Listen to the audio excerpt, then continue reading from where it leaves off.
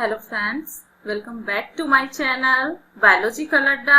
myself कल्पना मिश्रा और आज हम स्टार्ट करने जा रहे हैं न्यू चैप्टर एनिमल न्यूट्रिशन और डाइजेशन एंड एब्जॉर्प्शन।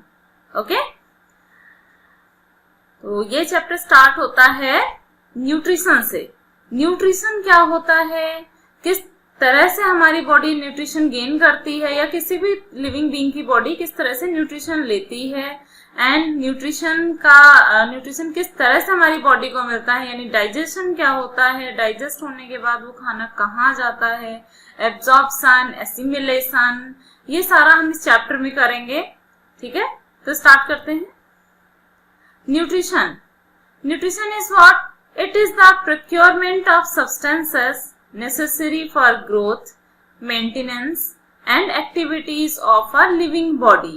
ठीक है, किसी भी लिविंग पर्सन को लाइफ की जो बेसिक चीजें होती हैं उन्हें करने के लिए, ग्रोथ, डेवलपमेंट, मेंटेनेंस, इन सब के लिए एनर्जी की रिक्वायरमेंट होती है और वो एनर्जी उन्हें फूड से मिलती है और फूड से वे क्या लेते हैं, न्यूट्रिशन लेते हैं। ठीक है, न्यूट्रिशन की कई डेफिनेशंस हो सकती है, कोई एक शॉर्ट डेफिनेशन नहीं है। बैलेंस डाइट को भी हम न्यूट्रिशन बोलते हैं। ठीक है, न्यूट्रिशियस फूड खाना चाहिए यानी बैलेंस डाइट लेना चाहिए।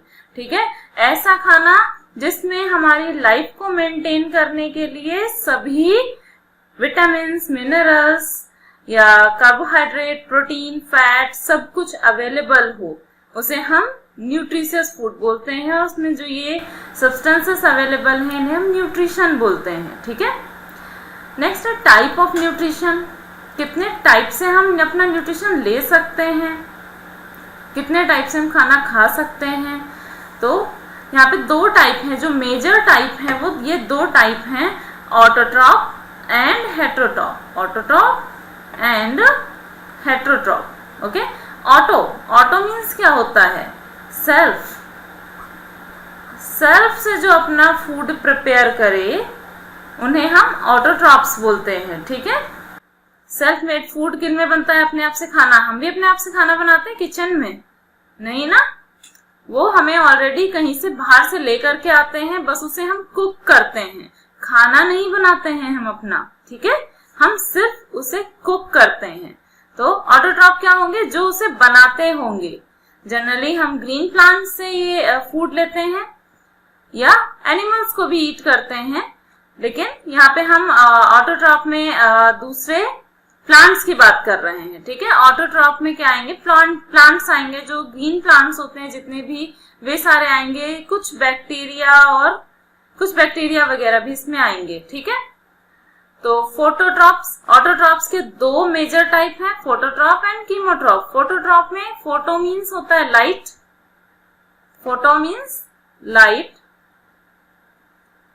लाइट के प्रेजेंस में अपना खाना बनाने वाले जितने भी ग्रीन प्लांट्स होते हैं, ऑल ग्रीन प्लांट्स, ये सभी आते हैं ऑटोट्रॉप्स, फोटोट्रॉप्स में। ठीक है,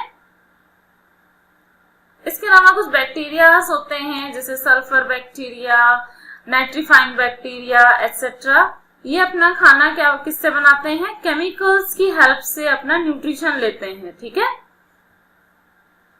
सम बैक्टीरियाज। नेक्स्ट है हेट्रोट्रॉपिक। हेट्रो मीन्स होता है अदर, डिफरेंट। ठीक है,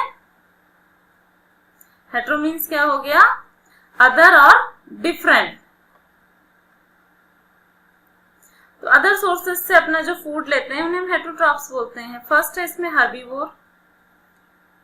हर्बीवोर यानी हर्ब से अपना खाना लेने वाला। हर्ब्स यानी कि घास, पेड़, पत्ती, पौधे, फूल, है ना, प्लांट्स से अपना जो फूड लेते हैं उन्हें हम हर्बीवोर बोलते हैं। नेक्स्ट है कार्निवोर वो होते हैं जो अपना फूड दूसरे एनिमल्स को ईट करके लेते हैं। एग्जाम्पल लॉयन, दूसरे एनिमल्स को किल करते हैं, प्रे एंड प्रेडेटर्स होते हैं ये, है ना, तो इन्हें हम कार्निवोर बोलते हैं। नेक्स्ट है omnivore.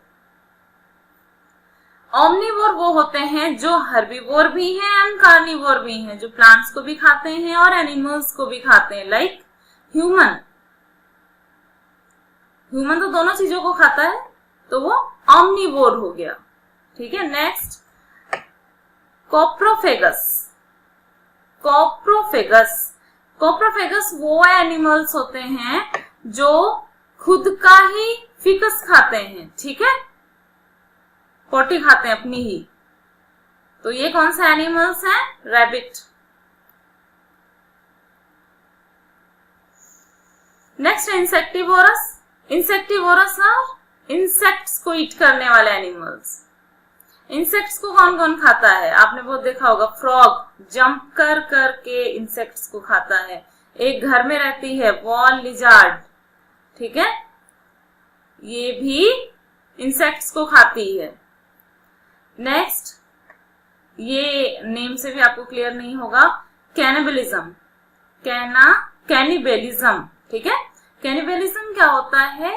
Feed on own species, अपनी ही स्पीसीज के लोगों को खाते हैं ये लोग। ठीक है, feed on own species, like scorpion. Scorpion में जब फीमेल स्कॉर्पियन बेबीज को बर्थ करती है तो उस टाइम पे वो बेबीज किसी नॉर्मल प्रोसीजर से नहीं निकलते, एक्चुअली वो अपनी मदर स्कॉर्पियन को ही ईट कर लेते हैं और पेट से बाहर आ जाते हैं उसके। ठीक है, स्नेक। स्नेक अपने ही एग्स को खाते हैं। नेक्स्ट है सैप्रोजोइक। सैप्रोजोइक क्या होते हैं? जो डेड एंड डिकेइंग मैटर को खाते हैं। ठीक है, डेड एंड डिकेइंग मैटर पर जिंदा रहते हैं। ऐसे एनिमल्स या प्लांट्स को हम क्या बोलते हैं? सैप्रोजोइक। यहाँ पे हम एनिमल्स की बात करेंगे तो एनिमल्स को हम सैप्रोजोइक बोलेंगे। सैंग्विवोरस, बहुत सारे सीरियल, बहुत सारी मूवीज देखी होंगी तुमने वैम्पायर्स की, है ना? क्या खाते पीते हैं वैम्पायर्स? ब्लड। बट यहाँ वैम्पायर्स की बात नहीं हो रही है, यहाँ पे बात हो रही है जो सैंग्विवोरस, उन्हें हम बोलते हैं जो फीड करते हैं on blood. Feed on blood कौन है? Female mosquito. Female mosquito. Next, इसमें एक एग्जांपल है लीच, जोक। नेक्स्ट है पैरासिटिक। पैरासिटिक एनिमल्स क्या होते हैं? इनमें प्लस माइनस का रिलेशनशिप होता है। पैरासिटिक में एक एनिमल होस्ट होता है और दूसरा उस पर फीड करता है। ठीक है, ये एंडोपैरासाइट भी हो सकते हैं, ये एक्टोपैरासाइट भी हो सकते हैं। जैसे बॉडी में, हेड में क्या हो जाती है? लीस हो जाती है, वो एक्टोपैरासाइट है। इंटेस्टाइन में या लिवर में लिवर फ्लूक होता है, टेपवर्म होता है। ये कैसे हैं? ये एंडोपैरासाइट हैं। जो भी हम न्यूट्रिशन ले रहे हैं, जो भी हम खाना खा रहे हैं, वो हमारी बॉडी को नहीं लग रहा है, बल्कि ये पैरासाइट्स खा रहे हैं। ठीक है, तो इसमें पैरासाइट्स को तो प्रॉफिट हो रहा है, प्लस में है, बट हमारा तो लॉस हो रहा है। हम जो भी खा रहे हैं वो हमें उसका न्यूट्रिशन मिल ही नहीं रहा है, तो हमारा माइनस में चल रहा है काम। तो ये प्लस माइनस रिलेशनशिप है, इसमें एक को फायदा होता है तो दूसरे को लॉस होता है। ठीक है, कई एग्जाम्पल है, लीस हो गया, टेपवर्म, लिवर फ्लूक। ठीक है, सिम्बियोसिस। सिम्बियोसिस क्या होता है? म्यूचुअल रिलेशनशिप है, it is a mutual relationship. Mutual क्या होता है? दो लोग एक साथ इस तरह से रहते हैं कि दोनों को ही थोड़ा बहुत फायदा हो, यानी ये डबल प्लस रिलेशनशिप है, प्लस प्लस रिलेशनशिप है, दोनों को ही प्रॉफिट होगा। ठीक है, प्लांट्स में इसका एग्जाम्पल एक पढ़ रखा होगा, लाइकेन। एनिमल्स में इसका एग्जाम्पल क्या होगा? एनिमल्स में हमारी ही इंटेस्टाइन में कुछ बैक्टीरिया रहते हैं, हेल्दी बैक्टीरिया, गट बैक्टीरिया जिन्हें हम बोलते हैं, वो बीटा कॉम्प्लेक्स बनाने का काम करते हैं और उसके बदले हमसे थोड़ा सा न्यूट्रिशन लेते हैं, है ना? कौन से होते हैं ये bacteria? E coli. E coli bacteria हमारे इंटेस्टाइन में रहते हैं और हमें प्रॉफिट भी होता है इनसे और इन्हें हमसे प्रॉफिट होता है। ये एक सिम्बियोटिक रिलेशनशिप है, ठीक है। जब भी हम एंटीबायोटिक्स खाते हैं तो ये किल हो जाते हैं, तो डॉक्टर उन एंटीबायोटिक्स के साथ में हमें बीटा कॉम्प्लेक्स की भी टैबलेट्स देते हैं ताकि जो बीटा कॉम्प्लेक्स है उसकी भरपाई हो सके, क्योंकि एंटीबायोटिक्स खाने की वजह से ई कोलाई की डेथ हो जाती है। Next, organs of digestion. अभी तक हम जो कर रहे थे क्या था, न्यूट्रिशन था, type of nutrition, autotrophs, heterotrophs, types of autotrophs, types of heterotrophs हमने कर लिया। अब हम आएंगे डाइजेशन पर, ठीक है। ह्यूमन कैसा एनिमल है, होलोजोइक एनिमल है, कंप्लीट फूड खाता है और यानी कॉम्प्लेक्स फूड खाता है, तो उसे डाइजेस्ट करने की रिक्वायरमेंट होती है, उसे सिंपलर फूड मटेरियल्स में ब्रेक करने की रिक्वायरमेंट होती है, क्योंकि जब तक वो सिंपल में ब्रेक नहीं होगा तब तक वो हमारे किसी काम का नहीं है, उसका एब्जॉर्प्शन प्रॉपर नहीं हो पाएगा और हमारी बॉडी को रिक्वायर्ड एनर्जी नहीं मिल पाएगी, ठीक है। तो यहाँ पे डाइजेशन का एक कॉम्प्लेक्स प्रोसेस है, उसमें बहुत सारे ऑर्गन्स भी इन्वॉल्व होते हैं, ग्लैंड्स इन्वॉल्व होती हैं, एंजाइम्स इन्वॉल्व होते हैं, तो वो सारे हम देखते हैं। Organs of digestion. The organs of digestion in mammal are divided into two main groups. First is alimentary canal, second is accessory organs. Alimentary canal क्या होती है? Alimentary canal digestive system में without accessory organ जो एक long pipe like structure होता है, उसे हम alimentary canal बोलते हैं। Alimentary canal में क्या क्या आएगा तुम्हारा? माउथ से स्टार्ट करके ये कहां तक जाती है, माउथ से स्टार्ट करके ये एनस तक जाती है और इसमें आते हैं हमारे buccal cavity, लैरिंग्स, oesophagus,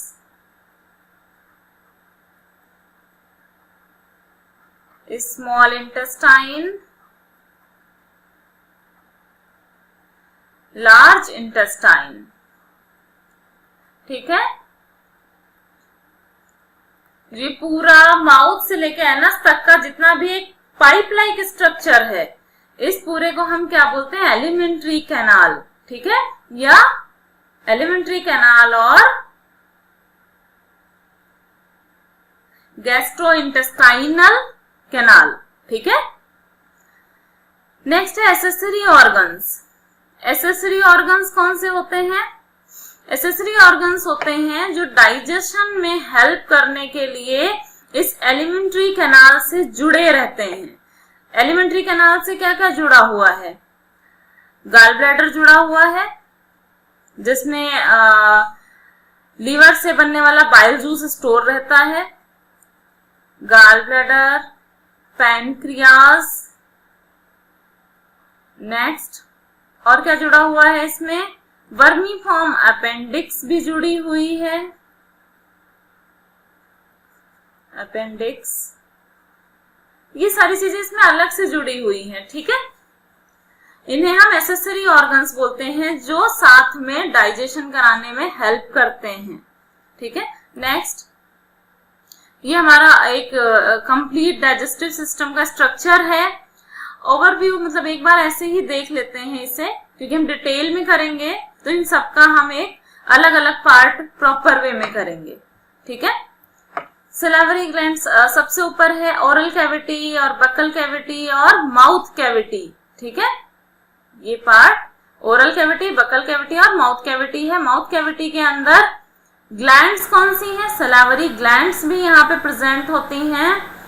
salivary glands हैं पैरोटिड, सबमैंडिबुलर, सबलिंगुअल, ठीक है। 3 टाइप की सलाइवरी ग्लैंड्स हैं यहाँ पर।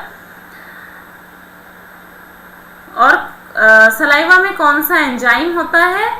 एंजाइम होता है एमाइलेज। किस चीज का डाइजेशन करता है, किस तरह से ब्रेक करता है? ये सब हम आगे ही करेंगे, अभी यहाँ करने की जरूरत नहीं है। बकल कैविटी से जब आगे फूड जाता है तो कहाँ जाता है? फेरिंग्स में, ठीक है। फेरिंग्स में जाने के बाद में फूड पाइप यानी ईसोफेगस में जाता है। ईसोफेगस से फूड कहाँ जा रहा है? स्टमक में। Here is stomach. Food stomach में जाने के बाद जाएगा डिओडिनम, जो कि पार्ट है स्मॉल इंटेस्टाइन का, यानी कि फूड कहाँ चला गया?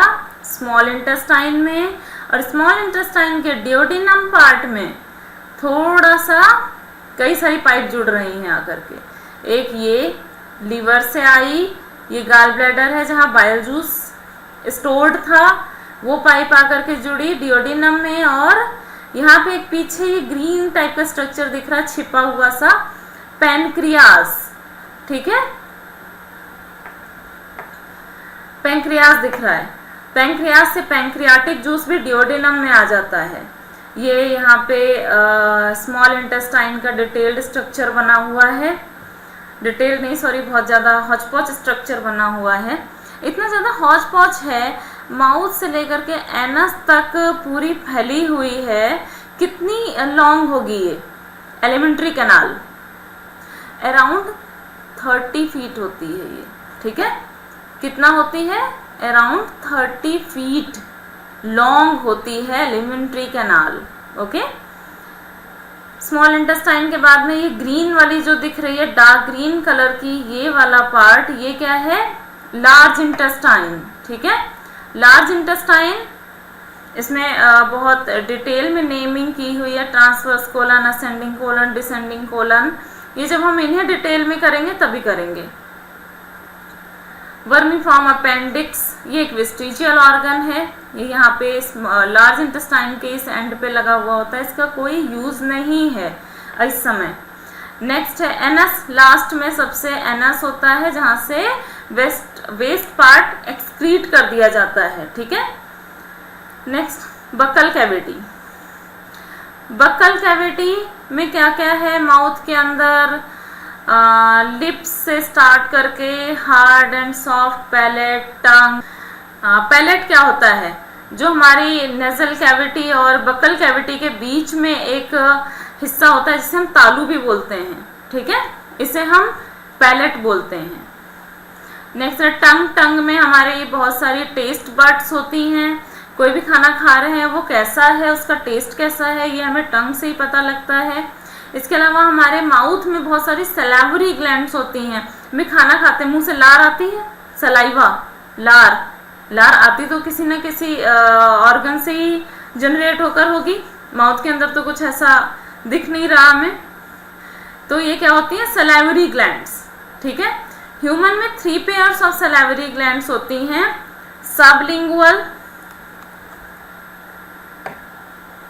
सबलिंगुअल कहाँ है? टंग के बिल्कुल नीचे है। टंग यहाँ पर होती है, ठीक है, टंग के बिल्कुल नीचे है सबलिंगुअल ग्लैंड। देखा भी होगा, नोटिस भी किया होगा, टंग के नीचे सबसे ज्यादा सलाइवा जनरेट होता है। अगर नोटिस करो तो टंग के नीचे सबसे ज्यादा सलाइवा जनरेट होता है। उसके बाद ऐसा लगता है पीछे से भी सलाइवा आता है, इस हिस्से से। इस हिस्से से सलाइवा कहाँ से आता है? पैरोटिड ग्लैंड से, ठीक है। ये रही पैरोटिड ग्लैंड, पैरोटिड ग्लैंड से आता है। और बिल्कुल यहाँ पीछे हिस्से में कौन सी ग्लैंड होती है? सब मैंडिबुलर ग्लैंड, ठीक है, सब मैंडिबुलर ग्लैंड। एक डिजीज का नाम सुना होगा आप लोगों ने, मम्प्स। मम्प्स हिंदी में क्या बोलते हैं इसे? गलसुआ। अब शायद सुना हो, मम्प्स या गलसुआ। यहाँ पे पेन होना स्टार्ट हो जाता है और ये पेन फिर इंक्रीज होते होते हमारे ईयर, पूरे थ्रोट, इवन मतलब काफी ज्यादा पेनफुल होता है ये मम्प्स डिजीज कब होती है? जब पैरामिक्सोवायरस की वजह से पैरोटिड ग्लैंड में इन्फ्लेमेशन आ जाता है और पेनफुल इन्फ्लेमेशन आता है, पेन होना स्टार्ट हो जाता है, तो इस डिजीज को क्या बोलते हैं? मम्प्स। ठीक है, नोट डाउन कर लिया करिए इन सब चीजों को। और अगर आपको मेरी वीडियोस अच्छी लग रही हैं तो उस केस में सब्सक्राइब जरूर कर दीजिए एंड बेल आइकन प्रेस कर दीजिए ताकि मेरी नेक्स्ट वीडियोस का नोटिफिकेशन आपके पास आ जाया करे और आपसे कोई भी वीडियो मिस ना हो। नेक्स्ट है डेंटिशन। डेंटिशन करना था, हेडिंग डालना मैं शायद भूल गई इसमें। ठीक है, नेक्स्ट डेंटिशन।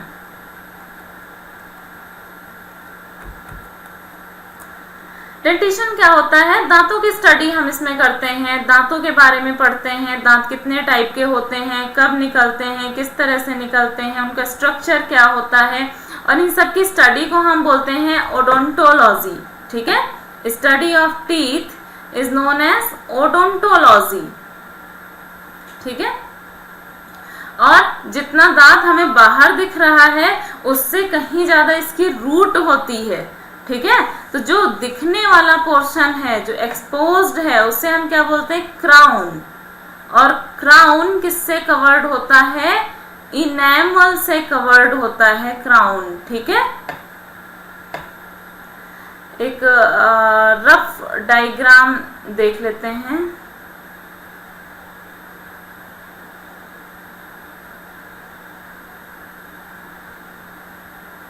कुछ इस तरह से टीथ का डायग्राम बनता है ना बेटा। और इसमें बहुत सारी तुम्हारी वेन्स आती हैं।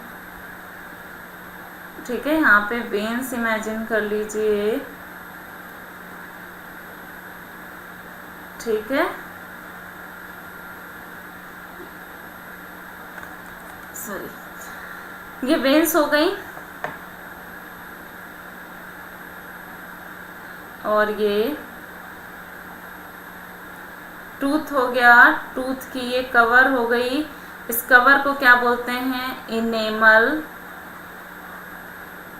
ये पार्ट क्या है? डेंटाइन।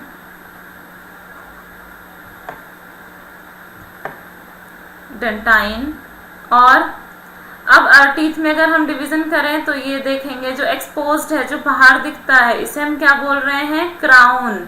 बीच वाला पार्ट जहाँ पे गम्स रूट स्टार्ट होने वाली होती है, क्राउन फिनिश होता है, उसे हम क्या बोलते हैं? नेक। और सबसे नीचे क्या हो गई? रूट। ठीक है, और ये जो इनेमल है ये मैमल्स की बॉडी का हार्डेस्ट पार्ट होता है। ठीक है, इनेमल हार्डेस्ट पार्ट होता है। और एनेमल और डेंटाइन रीजन का ही जब सॉफ्टनिंग होने लगती है तो इसे हम टूथ डिके बोलते हैं। ठीक है, टूथ डिके क्यों होना स्टार्ट हो जाता है इसका रीजन आप कमेंट बॉक्स में लिखेंगे, टूथ डिके क्यों होता है। ठीक है, और इससे बच कैसे सकते हैं? 2 टाइम ब्रश करना जरूरी है। Teeth is made up of dentine, the element that hardens the tooth. Enamel is fluorine. Sorry, ये 2 सेंटेंसेस हैं different. Teeth is made up of dentine. ठीक है, टीथ किससे बना होता है? डेंटाइन से। Teeth is made up of dentine. Sorry, teeth is made up of dentine, full stop. ठीक है, टीथ किससे बना होता है? डेंटाइन से। The element that hardens the tooth enamel is fluorine. अगर आप कभी किसी चीज का कंपोजिशन देखते होंगे, पढ़ते होंगे, कुछ क्यूरियोसिटी अगर होगी आपके अंदर, साइंस के स्टूडेंट हैं तो क्यूरियोसिटी तो होनी जरूरी है। अगर कभी आप टूथपेस्ट के ऊपर पढ़ेंगे कि उसमें क्या क्या कंटेंट्स हैं तो उसमें फ्लोरीन मिलेगा आपको। फ्लोरीन होता है उसमें। फ्लोरीन क्यों होता है? क्योंकि टूथ एनामल को हार्ड करने का काम करता है और हमें कैविटी से बचाता है उस केस में। ठीक है, तो इसलिए हर टूथपेस्ट में आपको क्या मिलेगा? फ्लोरीन।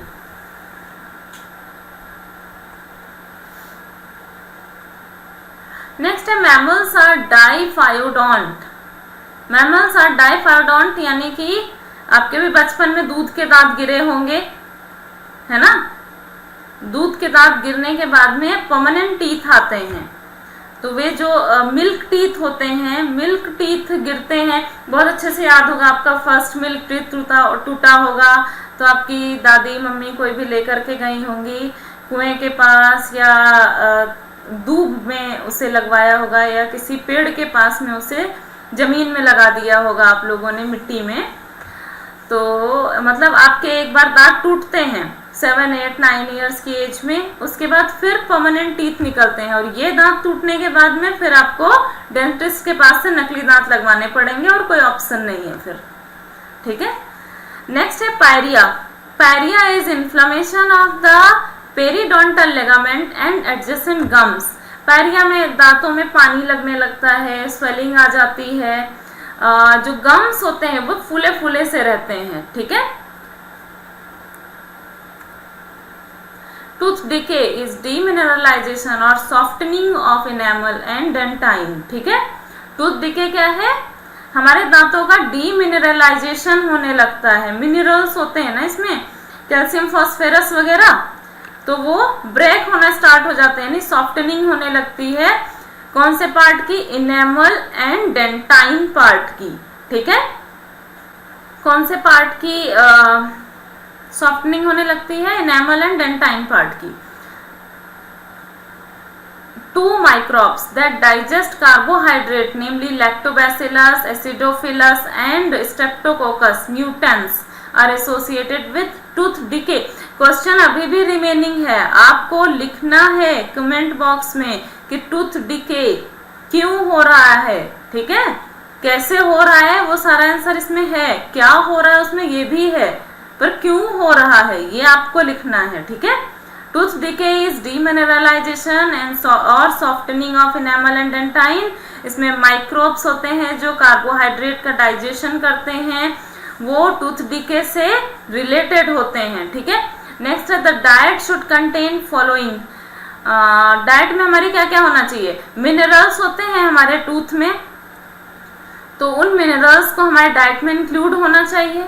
कैल्शियम, फास्फोरस और एक सबसे इंपॉर्टेंट विटामिन डी, जो कि हम डाइट से नहीं ले सकते हैं। कैसे मिलता है विटामिन डी?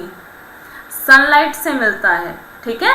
डाइट में हमारे कैल्शियम, फास्फोरस ये सब होना चाहिए हेल्दी टीथ के लिए, बट विटामिन डी हमें सनलाइट से मिलता है। कोशिश करनी चाहिए हमें धूप बहुत ज़्यादा अवॉइड नहीं करनी चाहिए। मॉर्निंग की जो हल्की हल्की धूप होती है उसे लेने की पूरी कोशिश करनी चाहिए, है ना।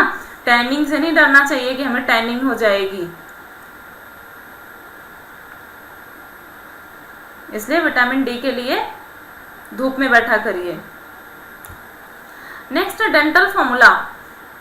डेंटल फॉर्मूला क्या होता है? डेंटल फॉर्मूला एक नंबर्स का ऐसा ग्रुप है। एक्चुअली अगर हम अपने दांतों को देखें तो अपर जॉ में टीथ हैं, लोअर जॉ में टीथ हैं। ठीक है।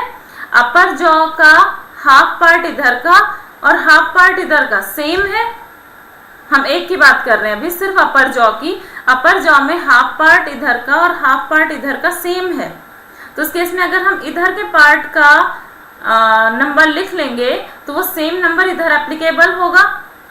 ऐसे ही लोअर जॉ में इधर का नंबर लिख लेंगे तो इधर एप्लीकेबल होगा। तो वही करते हैं डेंटल फॉर्मूला में, हम एक एक टीथ के बारे में नहीं लिखते हैं, सिर्फ इधर का हाफ और एक इधर का हाफ हम लिख लेते हैं अगर दूसरे तरफ का सेम है उस केस में। तो यहाँ पे क्या किया गया है, किसी के ये अपर जॉ है, हमने एज्यूम कर लिया ये अपर जॉ है, ये किसी के टीथ हैं, इतने गंदे टीथ।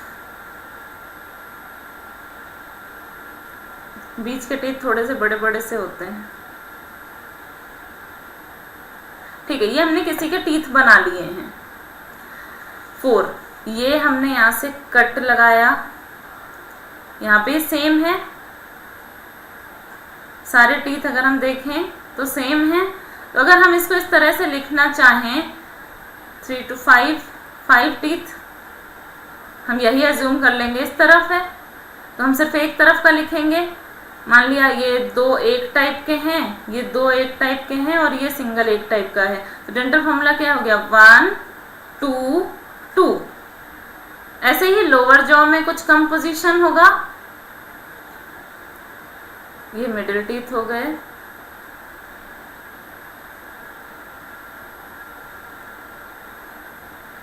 ठीक है।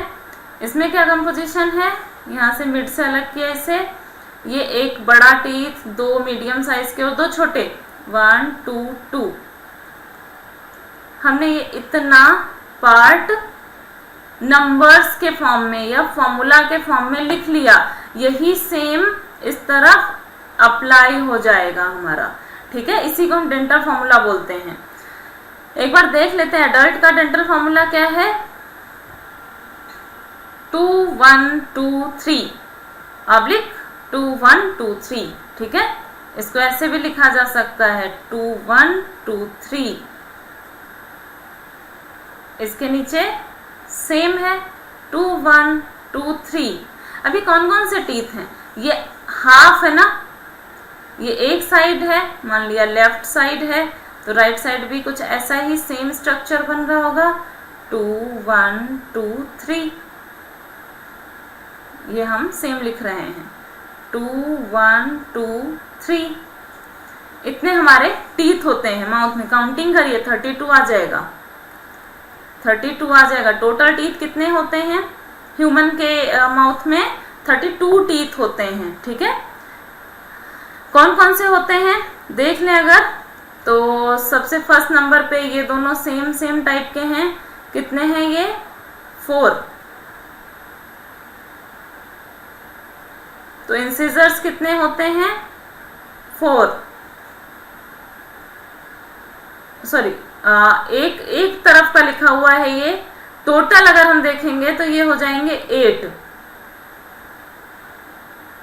ठीक है। डेंटल फॉर्मूला के बेसिस पे हम एक साइड की बात कर रहे हैं। इंसिजर्स कितने 4, कैनाइंस कितने हैं 2, प्रीमोलर्स 4, मोलर्स 6, ठीक है। ये जो 6 मोलर होते हैं, यहाँ पे एक पॉइंट है जानने वाला आपके, ये जो 6 मोलर मैंने बनाए, ये एक्चुअली जो हमारी नॉर्मल एज होती है उसमें 2 ही रहते हैं। जो थर्ड मोलर टीथ होता है, सबसे लास्ट वाला थर्ड मोलर टीथ, ये बहुत लेट निकलता है, काफी लेट एज में निकलता है। इसको हम और क्या बोलते हैं, विजडम टीथ, अक्ल दाढ़, विजडम टीथ, ठीक है, या फिर अक्ल दाढ़। अकल आती है इसके निकलने के बाद, है ना। आप लोगों का निकला या नहीं निकला अभी, ऐसा कुछ भी नहीं है बेटा, ये एक वेस्टिजियल ऑर्गन है, ये भी एक वेस्टिजियल ऑर्गन है, इसकी कोई जरूरत हमें नहीं होती है, तो ये बॉडी में बस निकल आता है, ये एक वेस्टिजियल ऑर्गन है, ठीक है। अब एक बार हम बेबीज का, चूंकि हम लोग डाइफायोडोंट हैं, यानी हमारे टीथ कितनी बार 2 बार आते हैं लाइफ टाइम में, तो बेबीज में क्या डेंटल फॉर्मूला रहता है, छोटे बच्चों में डेंटल फॉर्मूला क्या होता है 2102, ठीक है। इनके टोटल टीथ कितने होते हैं 20 टीथ होते हैं टोटल बच्चों में, यानी कि 20 ही टीथ हमारे डाइफायोडोंट होते हैं, ठीक है। पूरे 32 टीथ रिप्लेस होकर फिर नहीं आते हैं, सिर्फ 20 टीथ जो बेबीज में होते हैं वही मिल्क टीथ होते हैं और वो ही दोबारा आते हैं, उन्हें हम डाइफायोडोंट बोलते हैं, ठीक है। 20 हैं वो टीथ। और बच्चों में कौन से टीथ नहीं है, ये 0 क्या है, कोई ऐसा टीथ है जो है ही नहीं उनके पास, ये है प्रीमोलर्स, ठीक है। प्रीमोलर टीथ बेबीज में नहीं होते हैं, ठीक है। नेक्स्ट एक वर्ड, एक टर्म मैं बार बार यूज कर रही हूं, डाइफायोडोंट। डाइफायोडोंट यानी लाइफ टाइम में 2 बार टीथ का आना, लाइफ में 2 बार टीथ का आना। लेकिन अगर किसी के लाइफ में सिर्फ एक ही बार टीथ आते हैं तो उसे क्या बोलेंगे हम, मोनोफायोडोंट, ठीक है, मोनोफायोडोंट। और अगर किसी की लाइफ में कई बार टीथ आते हैं ब्रेक होकर के, टूट करके, तो उन्हें हम क्या बोलेंगे? पॉलीफायोडोंट। तो 3 टर्म्स हैं। मोनोफायोडोंट, लाइफ टाइम में सिर्फ एक बार तुम्हारे परमानेंट टीथ आएंगे। डाइफायोडोंट, लाइफ टाइम में 2 बार टीथ आएंगे। पॉलीफायोडोंट, कई बार टीथ आएंगे। ठीक है, डेंटल फॉर्मूला देख लिया हमने, बकल कैविटी कर ली। बकल कैविटी के बाद में अब फूड कहाँ जाएगा? बकल कैविटी के बाद फूड जाएगा हमारे फेरिंग्स रीजन में। ठीक है, फेरिंग्स में क्या क्या होगा? फेरिंग्स में क्या है? गलेट, जहां खाना जिस पाइप से होते हुए ईसोफेगस में चला जाएगा। ठीक है, जिस पाइप से खाना होते हुए ईसोफेगस में चला जाएगा, इसे हम क्या बोलते हैं? गलेट। ठीक है, और ग्लॉटिस होता है जिससे हम ब्रीथ करते हैं, एयर पैसेज। ठीक है, एयर जहां से पास होगी उसे हम ग्लॉटिस बोलेंगे। फूड पास जहां से होगा उसे हम गलेट बोलेंगे। और इपीग्लॉटिस क्या होता है? ग्लॉटिस के ऊपर का लिड, कवर, ठीक है, ढक्कन, उसे हम इपीग्लॉटिस बोलते हैं, लिड ऑफ ग्लॉटिस। ताकि जो खाना हमने खाया है वो हमारी विंड पाइप में ना जाने पाए। हमें भी पता है कि बकल कैविटी के बाद में food pipe and wind pipe का कॉमन पैसेज होता है, लेकिन कॉमन पैसेज का ये मतलब नहीं है कि एयर हमारे स्टमक में और फूड हमारे लंग्स में जाएगा। नहीं ना, कभी ऐसा नहीं होता है। ये इसलिए होता है क्योंकि जब हम खाना खाते हैं उस टाइम पे ग्लॉटिस को कवर कर लेता है, एयर पैसेज बंद रहता है और हम आराम से खाना खा लेते हैं और खाना हमारा ईसोफेगस में ही जाता है। लेकिन बाई चांस अगर हम खाना खाते टाइम बात कर रहे हैं या एयर ब्रीदिंग कर रहे हैं तो एपिग्लॉटिस खुल जाता है और हमें बहुत तेज खांसी आती है और खाना बाहर की तरफ निकलता है। ठीक है, इसीलिए बड़े बूढ़े बोलते हैं चुपचाप रह के खाना खाना चाहिए, बोल बोल कर खाना नहीं खाना चाहिए। बोल बोल कर खाना खाने से क्या होता है? एयर अंदर जाती है और एयर के जाने से एपिग्लॉटिस खुल जाता है और खाना विंड पाइप में जाने के चांसेस रहते हैं। ये कभी कभी फैटल भी हो सकता है। ठीक है, नॉर्मली तो हम पानी पी के और खांस के काम चला लेते हैं, लेकिन ये फैटल भी होता है। इसलिए कभी भी खाना खाते टाइम ज्यादा बातें करनी नहीं चाहिए। ठीक है, ये कुछ इस तरह का स्ट्रक्चर होता है। बकल कैविटी से तो कॉमन पैसेज था। इस तरह से अगर हम देखना चाहें, ये लिड टाइप का स्ट्रक्चर बना लिया हमने। ये एपिग्लॉटिस हो गया और ये हमारा ग्लॉटिस हो गया और ये गलेट हो गया। ठीक है, फेरिंग्स तक हमने देख लिया इस वाले लेक्चर में। नेक्स्ट लेक्चर में हम ईसोफेगस और स्टमक को डिटेल में करेंगे। और यहाँ पे हमने अभी किसी भी तरह की ग्लैंड से सिक्रीट होने वाले एंजाइम्स को पढ़ाना नहीं स्टार्ट किया है। हम एंजाइम्स का अलग से पूरा एक लेक्चर करेंगे, डाइजेस्टिव एंजाइम्स जितने भी होते हैं। ठीक है, तो अभी हम क्या कर रहे हैं? Alimentary canal and accessory organs को डिटेल में देख रहे हैं। अगर आपको ये सीरीज अच्छी लग रही है तो प्लीज सब्सक्राइब कर दीजिए, लाइक कर दीजिए एंड कमेंट बॉक्स में आप अपने क्वेश्चंस भी पूछ सकते हैं और मुझे सजेशंस भी दे सकते हैं। एंड इसी तरह से आप अपना प्यार देते रहिए। थैंक यू वेरी मच, और मैं आपके लिए मेहनत करती रहूंगी। मिलते हैं नेक्स्ट वीडियो में। Till then, bye bye.